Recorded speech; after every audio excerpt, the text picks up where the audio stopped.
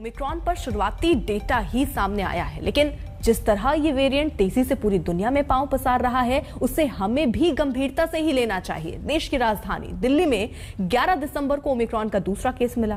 पुणे में 3 साल की बच्ची ओमिक्रॉन से संक्रमित मिली। महाराष्ट्र तो भारत में ओमिक्रॉन वेरिएंट का हब बन चुका है, इसलिए आपको ओमिक्रॉन वेरिएंट से खबरदार रहना चाहिए।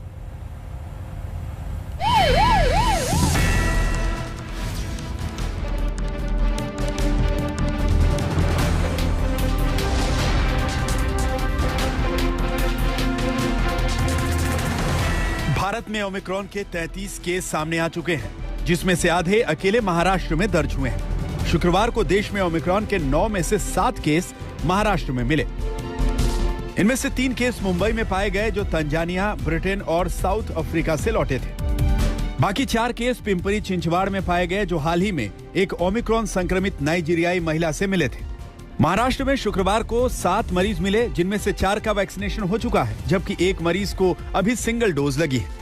इन नए मामलों के साथ महाराष्ट्र में ओमिक्रॉन के कुल 17 केस हो गए हैं, जिसमें से 3.5 साल का एक बच्चा भी शामिल है। हालांकि महाराष्ट्र समेत देश भर में जितने भी ओमिक्रॉन संक्रमित के मामले मिले हैं, उनमें मामूली लक्षण पाए गए हैं, लेकिन महाराष्ट्र सरकार ओमिक्रॉन को लेकर पूरी गंभीरता बरत रही है। बीएमसी ने कई सारी टीमों को धारावी में तैनात किया है, वो रैपिड टेस्टिंग भी कर रही है। इसके चलते अब मुंबई पुलिस ने शनिवार और रविवार के लिए धारा 144 पूरे मुंबई शहर में लगा दी है। आपको बता दें, इस धारा का उल्लंघन किसी ने किया तो सख्ती से कार्रवाई मुंबई पुलिस कर सकती है।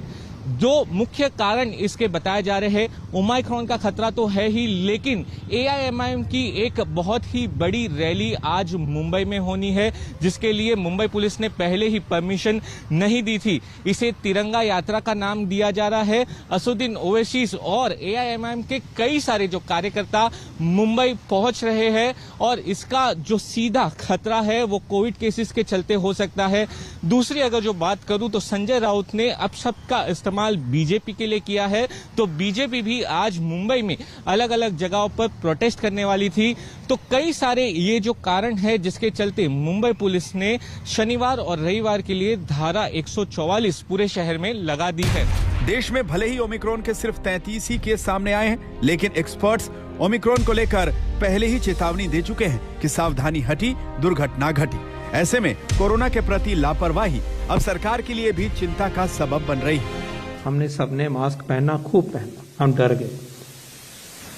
हमने ये आदत अपनी ठीक रखी, लेकिन अब जरा उस तरफ अगर आते हैं हम, अगस्त हो गया, गिरना शुरू हो गया, सितंबर आ गया, अक्टूबर, नवंबर और दिसंबर, हम लगभग उसी पोजीशन पे आज पहुंच गए हैं जैसे कि ये जो सर्ज आई थी हमारी, उसके शुरुआत में थे, मार्च में, फरवरी में।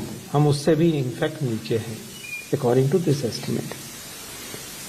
तो इन अ वे हम एक डेंजर जोन में फिर आ गए हैं, technically speaking. From this point of view, from a protection capability, from the point of view of the protection capability, we are now operating at a low level, an unacceptable level, and a risky level. ये आपके सामने दिखाई दे रहा है। 100 बात की एक बात यह है कि ओमिक्रॉन से डरने की नहीं, बस खबरदार रहने की जरूरत है, क्योंकि ओमिक्रॉन के फैलने की रफ्तार बेहद खतरनाक है, जिससे तीसरी लहर आ सकती है। Indian institute of mathematical sciences के 2 दिसंबर तक के आंकड़े बताते हैं कि इस वक्त देश में कोरोना की आर वैल्यू यानी रिप्रोडक्शन वैल्यू 0.95 है। 5 राज्यों तेलंगाना, ओडिशा, जम्मू कश्मीर, कर्नाटक और मिजोरम में आर वैल्यू अभी भी 1 से ऊपर है। देश में मिजोरम में आर वैल्यू सबसे ज्यादा है, जहां लगातार 3 हफ्तों से आर वैल्यू 1 से ऊपर बनी हुई है। कर्नाटक में 1 हफ्ते के दौरान आर वैल्यू 0.94 से बढ़कर 1.09 हो गई है। तेलंगाना, जम्मू कश्मीर, महाराष्ट्र, हिमाचल प्रदेश और तमिलनाडु में भी आर वैल्यू बढ़ी है। आर वैल्यू ये बताती है कि कोरोना से संक्रमित एक व्यक्ति से कितने लोग इन्फेक्ट हो रहे हैं या हो सकते हैं, और ओमिक्रॉन की संक्रमण फैलने की शक्ति डेल्टा से कई गुना ज्यादा है। जब डेल्टा वायरस आया था और डेल्टा प्लस वेरिएंट आया था, तो हम लोगों ने जो स्टैटिस्टिक्स निकाली थी उसमें 5 और 6 के बीच में R0 वैल्यू थी 5.6। इसका मतलब ये था कि डेल्टा से संक्रमित व्यक्ति 5 या 6 लोगों को एक समय में संक्रमण दे सकता है, इन्फेक्ट कर सकता है। ये उसकी इन्फेक्टिविटी का मापदंड है, मारक क्षमता का मापदंड नहीं है। जैसे कि अब ये ओमिक्रॉन आया है, इसकी इन्फेक्टिविटी रेट डेल्टा वायरस से 5 गुना ज़्यादा है, तो हम ये कह सकते हैं R0 वैल्यू इसकी 30 होगी। ये गलत नहीं होगा कहना। राहत की बात यह है कि ओमिक्रॉन संक्रमण में बीमारी के गंभीर लक्षण नहीं होते, लेकिन जिस तेजी से यह फैल रहा है उसे नजरअंदाज नहीं किया जा सकता। ओमिक्रॉन की वजह से साउथ अफ्रीका में हर दिन सामने आने वाले नए इन्फेक्शन की संख्या पिछले 3 हफ्तों के दौरान दोगुनी हो चुकी है। ब्रिटिश हेल्थ डिपार्टमेंट का दावा है कि आने वाले कुछ ही दिनों में ब्रिटेन में रोजाना आने वाले कोरोना केस में आधे ओमिक्रॉन वेरिएंट के होंगे। अमेरिका में भी ओमिक्रॉन 50 में से 19 राज्यों में फैल चुका है। एक्सपर्ट्स चेतावनी दे रहे हैं कि अगर भारत में भी ओमिक्रॉन को गंभीरता से नहीं लिया गया तो हालात बिगड़ सकते हैं। इसलिए एक बात अच्छे से समझ लीजिए, वैक्सीन के बाद भी 2 गज की दूरी और मास्क है बेहद जरूरी।